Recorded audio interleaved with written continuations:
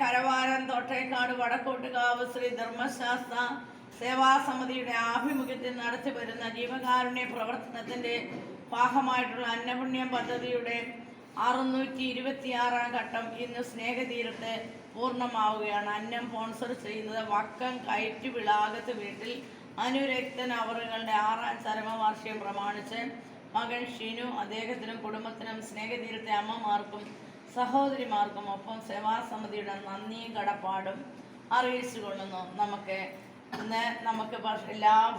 എല്ലാ മാസവും നമുക്ക് ഭക്ഷണം നൽകുന്ന നമ്മുടെ സേവാസമിതി അംഗങ്ങളെ ഇന്ന് അന്നം സ്പോൺസർ ചെയ്ത വക്കം കയറ്റുവിളാകത്ത് വീട്ടിൽ അനുരക്തൻ അങ്കിളിൻ്റെ 6ാം ചരമവാർഷികം പ്രമാണിച്ചാണ് നമുക്ക് ഇന്ന് ഭക്ഷണം നൽകുക. നമുക്ക് അവർക്ക് വേണ്ടി പ്രത്യേകം പ്രാർത്ഥിക്കാം.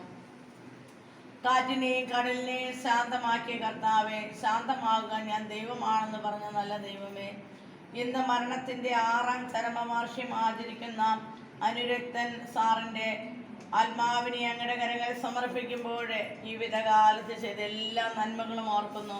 തീർച്ചയായിട്ടും അദ്ദേഹത്തിൻ്റെ ആത്മാവ് സ്വർഗത്തിലായിരുന്നു കൊണ്ട് ഇന്ന് സന്തോഷിക്കുന്നുണ്ട്. എൻ്റെ മക്കളും കൊച്ചുമക്കളും എല്ലാവരും ചേർന്ന് അന്നപുണ്യം എന്ന മഹാപുണ്യം നൽകുമ്പോൾ തീർച്ചയായിട്ടും അദ്ദേഹത്തിൻ്റെ ആത്മാവ് സന്തോഷിക്കുന്നുണ്ടെന്ന് ഞങ്ങൾക്കറിയാം.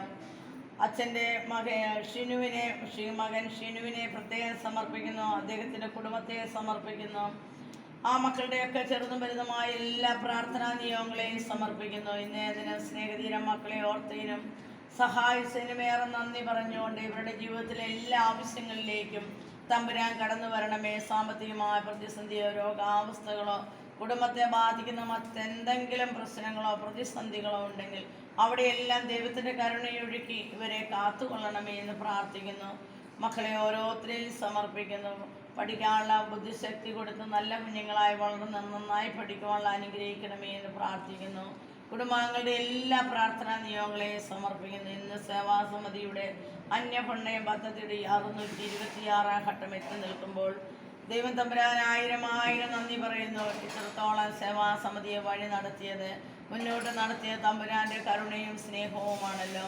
നല്ല തമ്പുരാൻ്റെ മുമ്പിൽ നന്ദിയോടെ കരുണയോടെ സ്നേഹത്തോടെ ദൈവത്തിന് മുമ്പിൽ നിൽക്കുമ്പോൾ സേവാസമിതിയുടെ എല്ലാ പ്രവർത്തകരെയും രക്ഷാധികാരികളെയും ഒപ്പം സഹായിക്കുന്ന എല്ലാവരെയും ഭാരവാഹികളെയും മറ്റ് സേവാസമിതിയുടെ ഓരോ സ്പോൺസേഴ്സിനെയും അവരുടെ ചെറുതും വലുതുമായ പ്രാർത്ഥനാ നിയോഗങ്ങളെ അങ്ങയുടെ കരങ്ങളിൽ സമർപ്പിക്കുന്നു. എല്ലാവർക്കും കൂട്ടായി പ്രവർത്തിക്കുവാനും അതേപോലെ അധ്വാനിക്കുവാനും ത്യാഗം ചെയ്യുവാനും ഒക്കെയുള്ള മനസ്സ് കൊടുത്തിട്ടുണ്ട്. ഇനി ആരോഗ്യവും ശക്തിയും എല്ലാം കൊടുത്ത് സേവാസമിതിയുടെ എല്ലാ പ്രവർത്തനങ്ങളെയും സുഗമമാക്കുവാൻ തമ്പുരാൻ്റെ കരുണ ഇവരുടെ മേൽ ഒഴുക്കണമേ എന്ന് പ്രാർത്ഥിക്കുന്നു. ഓരോ സ്പോൺസേഴ്സിനെ അവരുടെ കുടുംബത്തെയും കുഞ്ഞുങ്ങളെയും എല്ലാം അങ്ങയുടെ കരങ്ങളിൽ സമർപ്പിച്ച് പ്രാർത്ഥിക്കുന്നു.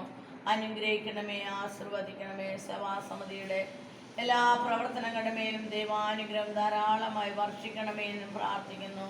ദയോടെ പ്രാർത്ഥന കേൾക്കണമേ പിതാവേ.